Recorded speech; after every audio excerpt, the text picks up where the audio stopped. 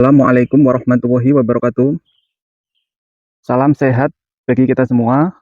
Untuk teman-teman yang sakit, baik jasmani maupun rohani, semoga diberi kesehatan oleh Allah Subhanahu wa taala. Amin.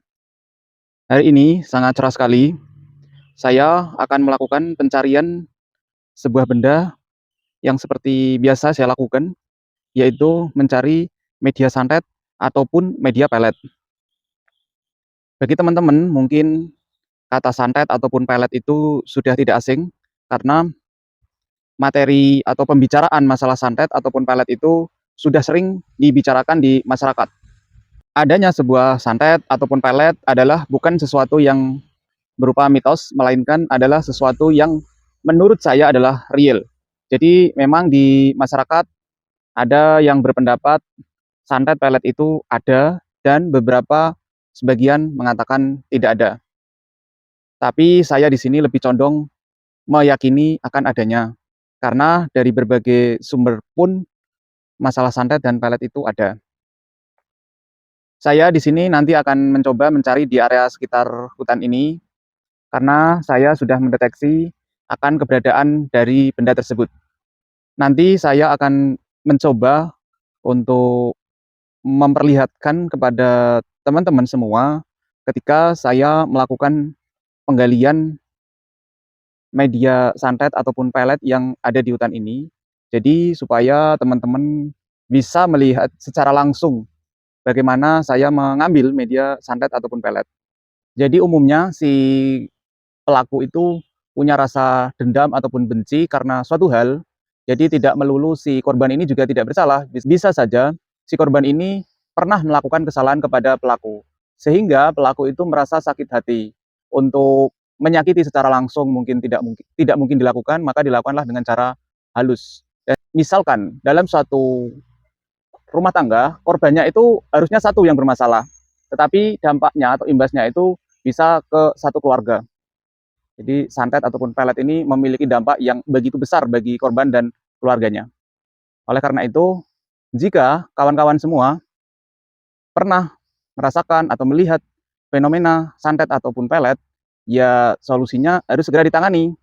Begitu kawan-kawan semua, saya akan langsung melakukan pencarian di sekitar hutan ini.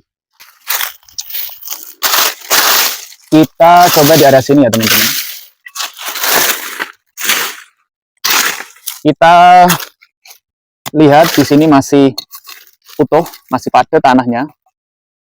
Jadi kita coba lakukan penggalian. Bismillahirrahmanirrahim.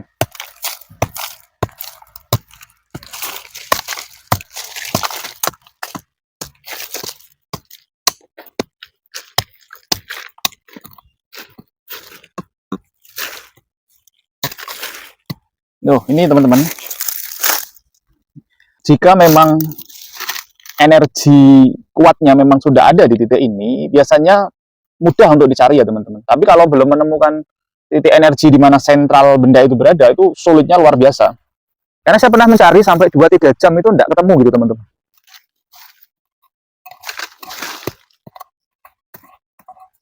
Kita perjelas benda apa yang ada di sini. Ini masih di dalam tanah ya teman-teman, masih padat sekali. Bismillahirrahmanirrahim. Nah ini bentuknya seperti ini teman-teman. Serem juga ya teman-teman, kayak pocong gitu. Ada 3 ikatan. Jadi nek kayak gini tuh memang auranya itu memang beda ya teman-teman. Auranya itu luar biasa benda-benda kayak gini.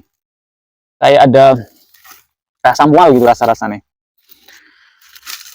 Jadi harus benar-benar badan itu berusaha dinetralisir betul supaya tidak berdampak buruk. Karena bisa saja memegang benda seperti ini tuh bisa terbawa mimpi, halusinasi dan seterusnya. Coba kita buka ya teman-teman. Jadi hati-hati dengan benda-benda seperti ini. Kalau benda ini benar-benar diisi oleh tukang sihir dengan mantra yang biasa mereka gunakan. Jadi memang harus hati-hati. Jadi berdoa itu jangan sampai lupa gitu. Karena manusia itu nggak bisa apa-apa kalau tanpa berdoa, tanpa perlindungan dari Allah itu ya tidak bisa apa-apa.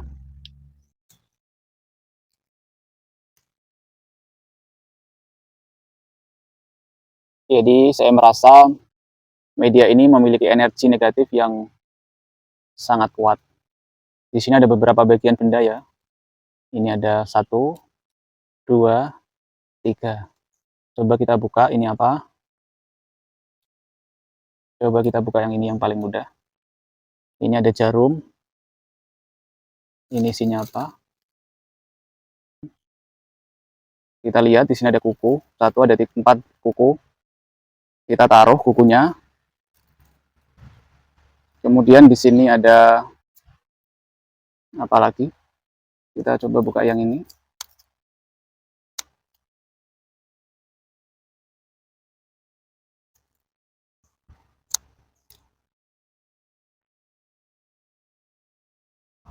Oh, di sini ada benda kuno. Saya kurang tahu ini benda apa. Yang jelas ini benda kuno. Oke, saja tuh. Kita taruh bawah saja. Kemudian ini selanjutnya.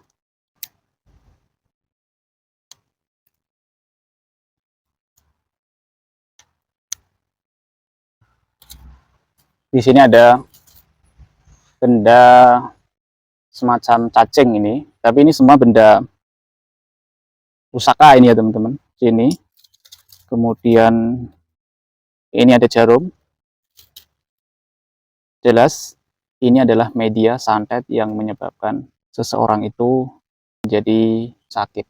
Karena itu diciri khaskan, kita bisa melihat secara langsung adanya jarum. Itu sering banget digunakan, atau benda tajam lain semacam paku, itu yang menyebabkan seseorang itu menjadi sakit.